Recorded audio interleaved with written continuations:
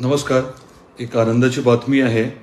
नळदुर्गला नवीन स्वतंत्र असं अपर तहसील कार्यालय व्हावं याचा प्रस्ताव आपण दाखल केला होता. पाठपुरावा चालू होता.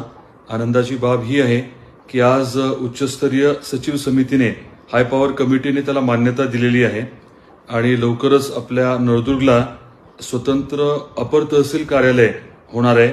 एक वेगळे अपर तहसीलदार तिथे नियुक्त होतील आणि ही प्रक्रिया लवकरात लवकर करण्याचा आपला प्रयत्न राहणार आहे.